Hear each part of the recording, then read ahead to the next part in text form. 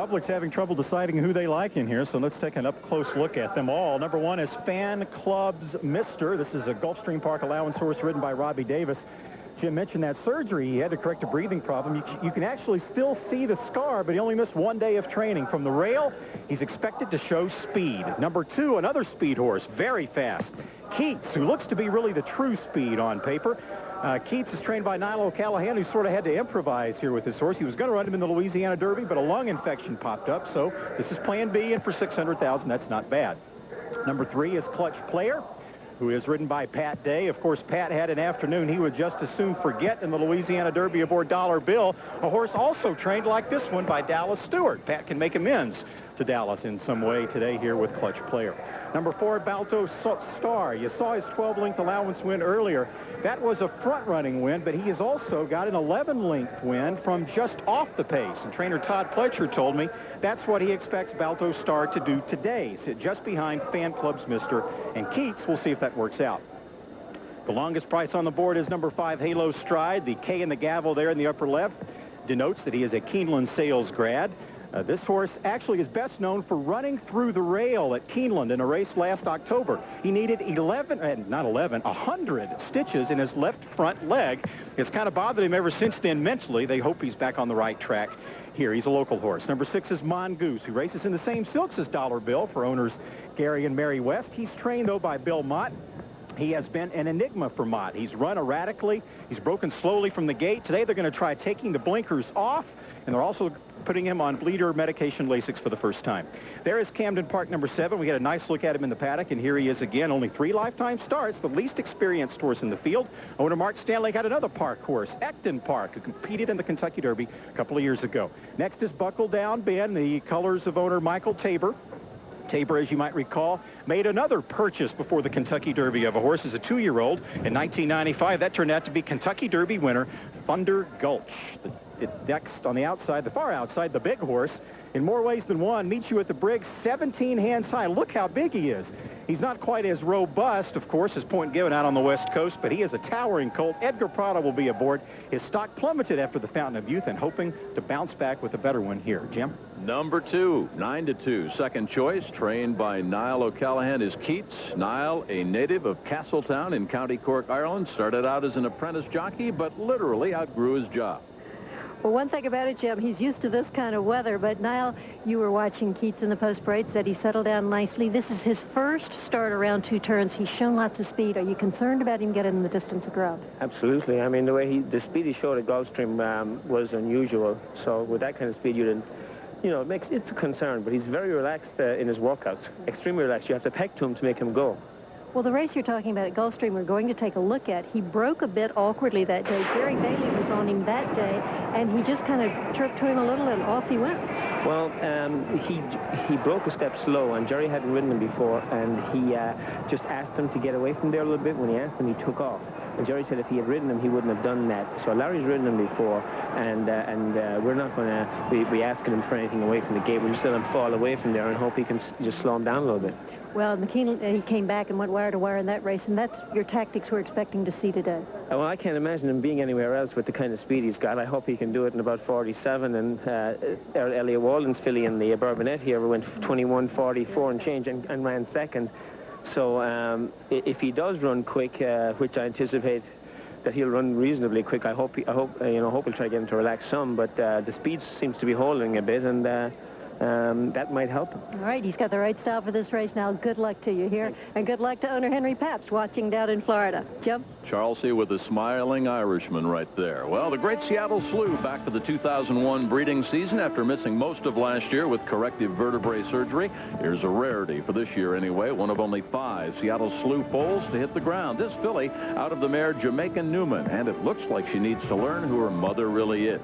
Mother and daughter at Eaton Farm in Lexington. They both belong to Karen and Mickey Taylor. Time for our Bud Longshot. With more on that, here's Charlesy again. Well, considering that the average number of starts before the Kentucky Derby has whittled down to a shadow of its former self, we're looking very closely at lightly raced Camden Park as he makes just his 4th lifetime start. This sturdy son of A.P. Indy has been a bit slow to develop, and he did not race at 2. His only win came second time out on the turf. His next start, which was last month down in Florida, was no walk in the park at Gulfstream. He hit the side of the gate, leaving the gate at the start, and it caused him to really break awkwardly. And then he rushed up and wound up losing lots of ground going around the first turn. You'll see him in the red silks, and he gets fanned out about 5 wide. He was also wide around the second turn and still managed to finish a very decent third. Trainer Elliott Walden hopes that seasoning will help the inexperienced Camden Park to put it all together today as our Budweiser long shot. Camden Park arrived from Payson Park on Thursday. His last rider was Jerry Bailey, who just won today in Dubai. So Alex Solis will be aboard for the very Derby after a disappointing race in the Gotham. And a horse called Turnberry Isle, who right now is trying to fight his way through a quarter crack problem. So Buckle Down Ben's performance today is going to be very important to Lucas's chances to get back to the Kentucky Derby. The owner, Michael Tabor, also nominated 15 horses to the Derby, but he's got some in Europe that might end up making it if this one doesn't. Meanwhile, the 6-horse Mongoose is currently at 4-1. Victor Espinoza, first time because Jerry Bailey's over in Dubai. Charlesy? Trained by Hall of Famer Bill Mott, who's not exactly a regular on the Triple Crown Trail. The last time we saw him in the Spiral Stakes was 10 years ago when Richmond was defeated a nose by Hansel. But Mongoose is a broad-brush colt who's shown a lot of talent, but he hasn't been very focused. One race he's on the lead when he won the Cradle, then he came from far back to finish 4th in the Iroquois. And he made a seasonal debut last month in Florida. He started a little ragged, then he rushed up and flattened out. Billy's taken the blinkers off him today, so we'll probably see him stalking the pace. He's first-time Lasix. Back in 1972, the racing general manager was John Battaglia. He introduced a new race called the Spiral. It was a mile for 3-year-olds who had aspirations of going to Churchill Downs. Mike Battaglia with the call. All in line now for the Spiral. And they're off. Keats was away a step slowly for the lead. From the inside, that's Balto Star. Then Halo's astride. Keats moves up from the inside, up on the outside, Mongoose. Buckle Down Ben a bit closer. Then on the outside, Meet You at the Brig. Into the first turn, though, it's Balto Star who has the lead. Now a length and a half. Mongoose from the outside takes second. Head Keats is third. Buckle Down Ben on the extreme outside, fourth. Halo Stride fifth by a length. Meet You at the Brig now runs sixth, followed by Clutch Player. Then it's Camden Park and Fan Club's Mr. Trail, 22-2. Quick opening quarter for Balto Star. He leads at a length and a half. Buckle Down Ben on the outside, the inside Mongoose. Then Meet You at the Brig from the extreme outside, runs fourth. Hit the length to Halo Stride in fifth, Clutch Player sixth. Gap of 2 to Fan Club's Mr. Then it's Keats. The trailer is Camden Park. The half went 45-2. Still Balto Star with the lead. Now a length. Mongoose is second. From the inside, Halo Stride takes third. Buckle Down Ben has dropped back. Meet You at the Brig takes fourth. Clutch Player is fifth. But it's Balto Star who now opens the lead into the stretch. Balto Star draws off in front now by 6 lengths. On the outside, Halo Stride takes second. Mongoose is third. A late run from Camden Park, but it's all Balto Star. Balto Star leads every step of the way. Just crushes the field in the Spiral. Wins it by a good 10, maybe 12 lengths. Long shot Halo Stride second, and Mongoose runs the third. Running time 1:47.1. 3 wins in 4 starts this year for Balto Star. It was his first start in a stakes race. He jogged 2 miles here on Tuesday, galloped 1.25 miles under exercise rider Judy Elias on Wednesday, and Judy said could have gone another 1.25 miles. That looked a lot like Richley Blended's win in the Gotham last week, except this was 1.8 miles around 2 turns. And let's get another look at Balto Star turning for home here as he starts to put distance on Mongoose. The long shot Halo Stride makes a little run. Everybody else is going in reverse. The key to this win here was the start. Keats broke slowly from the gate. He was the one expected to show all the speed. Trainer Todd Fletcher told me his master plan was to sit Balto Star just off the pace in third. But, you know, good jockeys like Mark Guidry have to sort of improvise and make do with what happens once the gate opens. And he was able to get a clear, comfortable early lead. This is a speed-favoring racetrack. It's a speed-biased racetrack usually, and it is today. A lot's going to be mentioned about that. But even so, Jim, this was a huge effort. Some of that speed bias may be created by bad weather. Sometimes that happens in the winter at Turfway, definitely.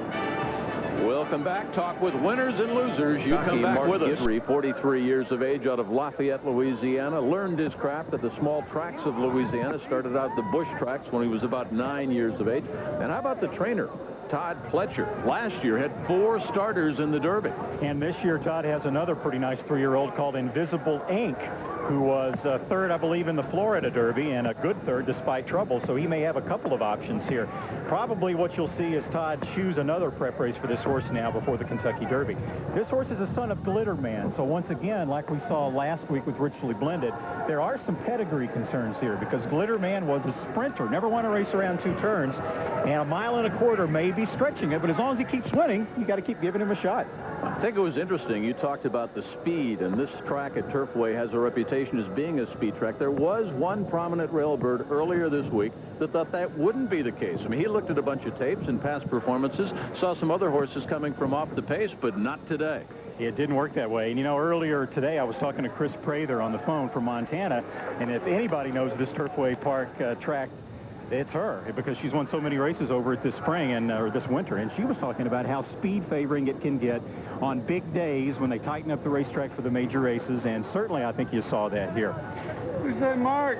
Now we're going to take one more look here. There you see Guidry there with the thumbs up at probably the stretch run or something here.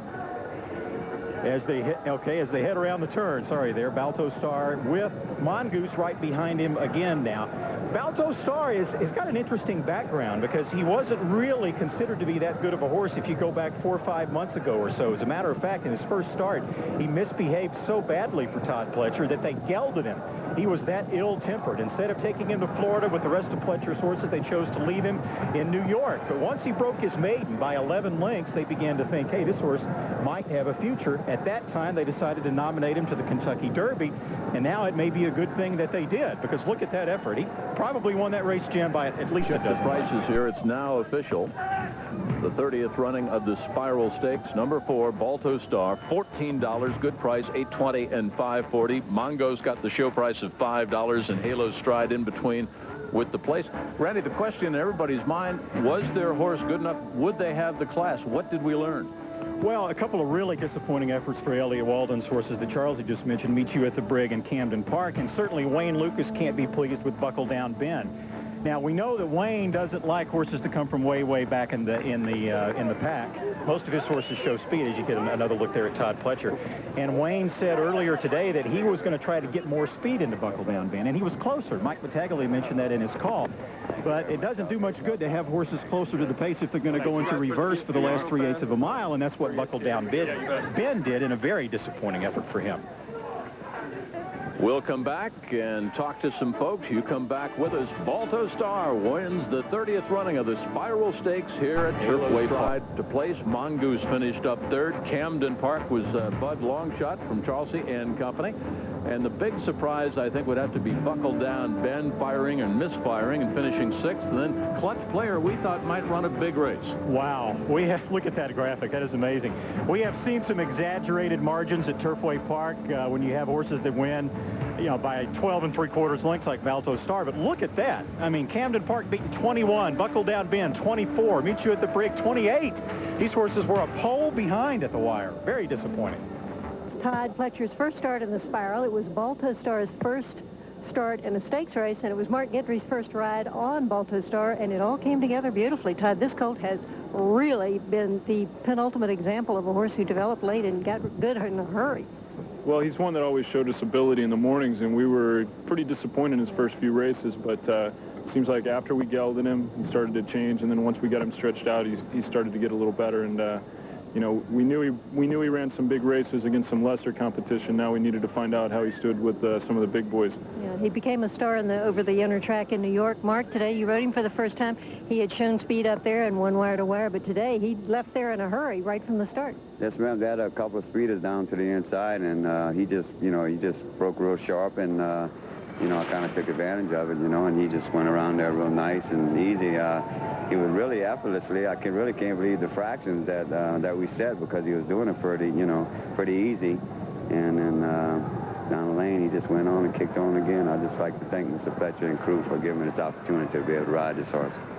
Ride him you did, and there you go around the first turn. You've gone straight to the lead pretty easily. Todd, is that exactly what you plan to do? Well, actually, we were concerned that Keats would be a significant pace factor on the inside, so Mark and I talked about it in the paddock and decided we didn't want to give up anything real easy. We wanted to take advantage of our speed, but we didn't want to get in a suicidal speed duel either. And we got a pretty significant break, I thought, when Keats got away poorly. That kind of left us alone on the lead, and even though the fractions were very fast, like Mark said, he's doing it very much on his own, and I think it's an advantage when you get loose on the lead like that, especially on a track like Turfway. Well, and also he's a very tall, long-legged colt, and he just covers the ground. Is he as comfortable as he looks, Mark? Yes, ma'am. He's very comfortable. He's very athletic. Okay, Todd, now here comes the questions. You've also got Invisible Ink, who was a very good third down there in the Florida Derby. What are your plans with both of these colts from here on? Well, you know, we want to be at Churchill on the first Saturday in May, of course, and, you know, I think we'll probably need another start between now and then, and we got a lot of options. We'll nominate everywhere, and, you know, he's run good at Aqueduct, so I'd say the Wood Memorial is a good possibility, and of course we're not searching for Monarchos, but right now we're on a game plan that we got to do what's best for our horse, so we'll check out all our options and see. And Invisible Ink? Right now we're going to plan on going to the Bluegrass with him. Very good. Well, enjoy yourself. Congratulations. Well done. All right. Thank you all. We'll go back to Jim and Randy.